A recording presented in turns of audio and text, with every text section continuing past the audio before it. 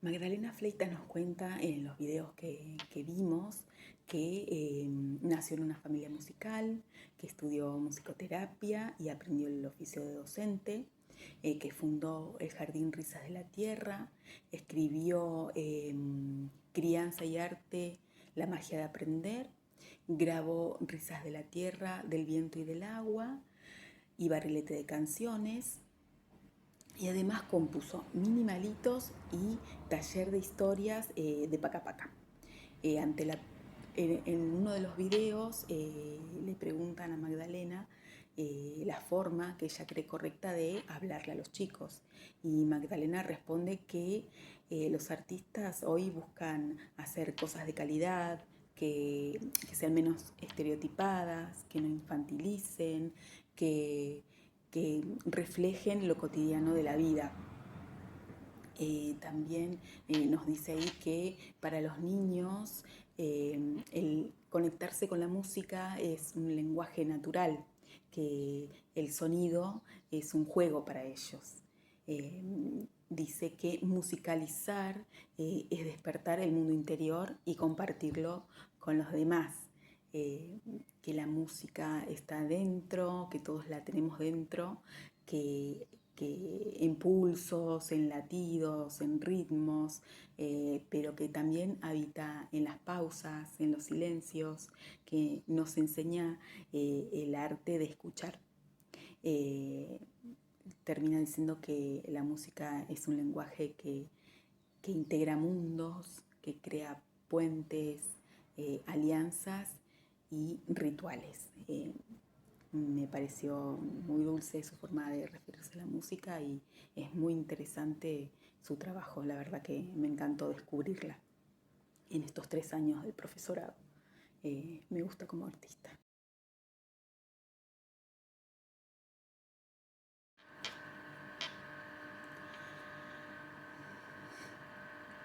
Existen varias maneras de clasificar las canciones infantiles, dependiendo de la función para las cuales fueron compuestas. Hay que tener en claro que no siempre tienen que tener una función específica las canciones, sino que pueden utilizarse simplemente para el disfrute y para que sean una invitación para volar e imaginar libremente, tanto niños como adultos.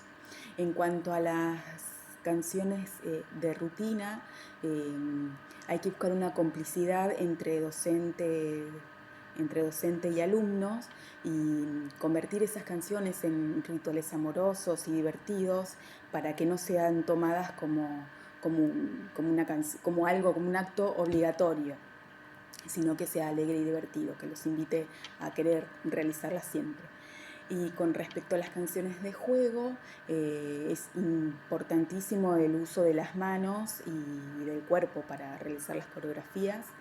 Y es interesante o sería interesante también la implementación de acompañarse con algún instrumento musical para realizarlas. En cuanto a,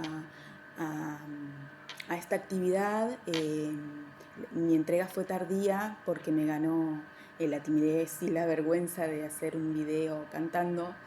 eh, y más allá de que la devolución era que debo sacar la voz un poco más afuera, eh, creo que estuvo bueno mi desempeño, que estuvo bien animarse y entregarlo aunque fuese fuera de término.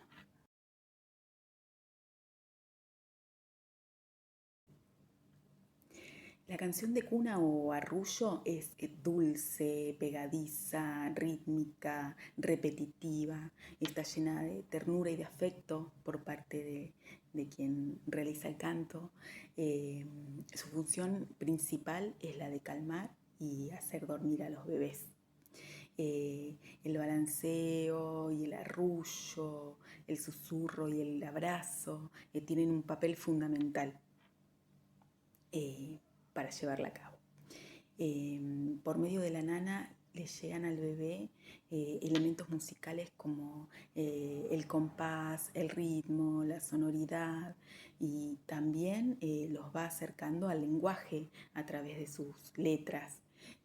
Al al utilizar frases breves, diminutivos, las vocalizaciones, las palabras le van sonando como familiares y esto hace que ese pequeño se vaya acercando al lenguaje. En esta actividad me sentí muy cómoda. Creo que fue porque el tono de mi voz va bien para el susurro requerido al cantar es una nana. Así que me gustó mucho hacerla, me gustó la propuesta.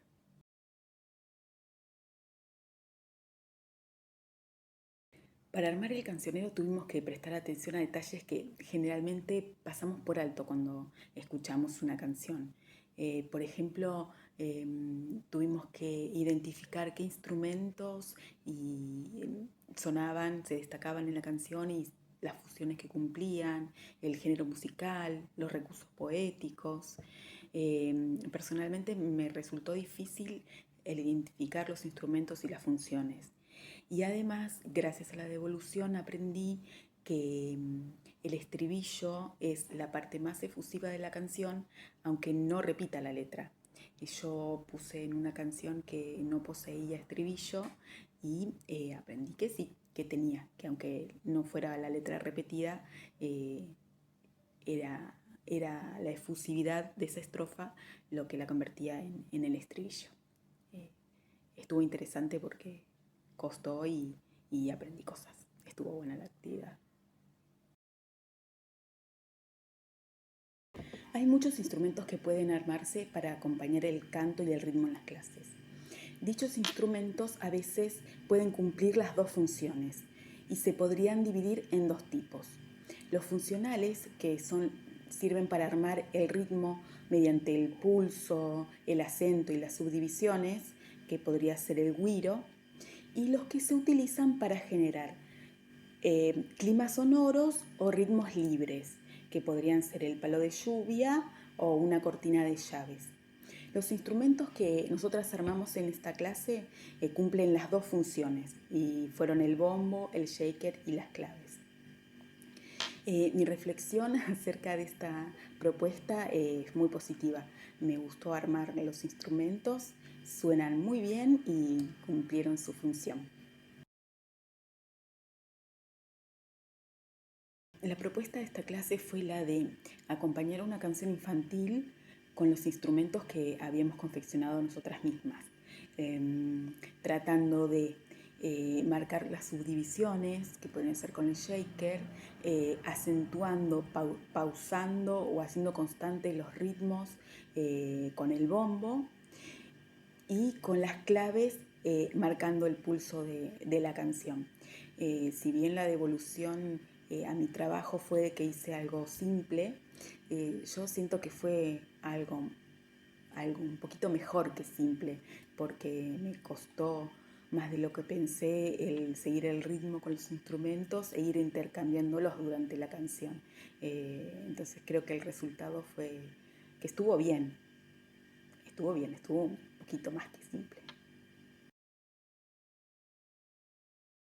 El sonido es una sensación que percibimos cuando un cuerpo vibra muy rápidamente y lo hacemos a través de nuestro oído, cuyas partes son el oído externo, que capta los sonidos, el oído medio, que transforma las ondas sonoras en vibraciones y las transmite a través del tímpano hacia el oído interno, el cual genera señales nerviosas para que el cerebro las interprete como sonido. El sonido tiene propiedades como altura o tono, que permite que distingamos si un sonido es más grave o más agudo que otro. Se mide ciclos por segundo y los sonidos son audibles en un rango de entre 20 a 20.000 hercios. Hay distintos tipos de altura, tónico o definido, que tiene una altura única y se podría notar las notas musicales en un pentagrama, por ejemplo. El no tónico o indefinido, que tiene alturas superpuestas y se podría ejemplificar con el golpe del pie en el suelo y la altura de intensidad media, que se relaciona a una altura específica, y podrían ser el sonido de algunas campanas, el ejemplo. Otra propiedad es la intensidad, que nos permite distinguir si un sonido es más fuerte o más suave que otro, y se mide en decibelios. Los sonidos que percibimos deben superar el umbral de 0 decibelios y no llegar al umbral del dolor, que es de 140 decibelios. Otra de las propiedades es el timbre, que nos permite distinguir la fuente de sonido. Puede ser un instrumento, la voz, y sus características e interpretaciones de las fuentes.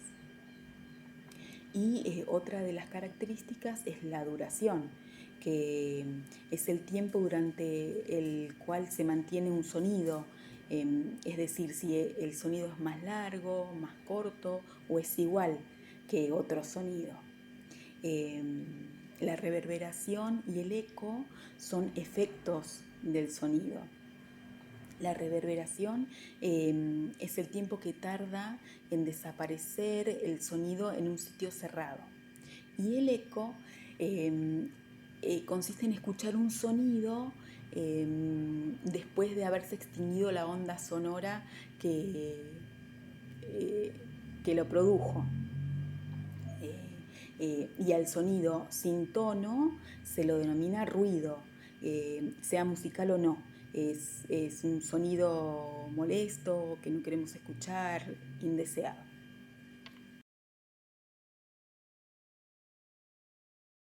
Los instrumentos musicales se pueden clasificar en cordófonos, que su sonido se produce mediante las cuerdas, suenan de diferentes formas, puede ser pellizcando el arpa, percutiendo un piano y frotando violín. Otra clasificación son los aerófonos, que son los instrumentos de viento, que lo que los hace vibrar es una columna de aire. Hay 3 categorías: los instrumentos de metal o de boquilla, los instrumentos de madera, que puede ser un pito, los instrumentos de viento, órgano de tubo, el órgano. Otra clasificación pueden ser los membranófonos, que el elemento vibrante es una membrana o parche, y pueden ser percutidos, el bombo, o no percutidos, una zambomba.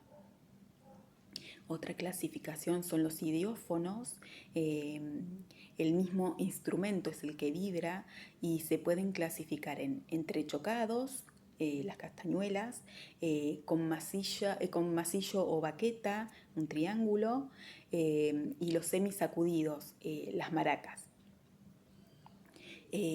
Encontramos también a los electrófonos, que el sonido es creado o modificado mediante circuitos eléctricos.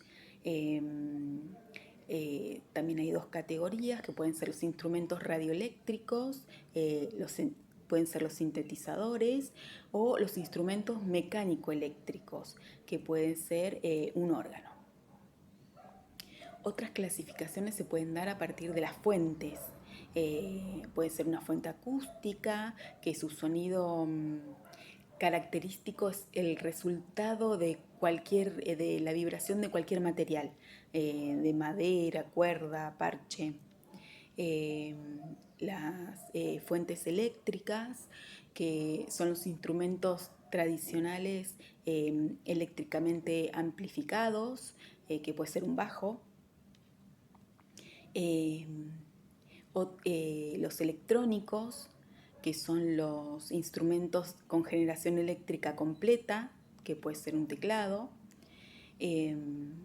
Otras clasificaciones son las funciones, que se encuentran las rítmicas y son aquellos con los que no podemos hacer notas musicales, entre los que se encuentran los membranófonos y la mayoría de los idiófonos. Otra función son las melódicas, los melódicos, que son los instrumentos con los que se pueden realizar notas musicales en forma sucesiva, que podría ser un canto. Y también otra función son los instrumentos armónicos, con los que se pueden hacer acordes y dos notas o más al mismo tiempo, que podría ser un acordeón.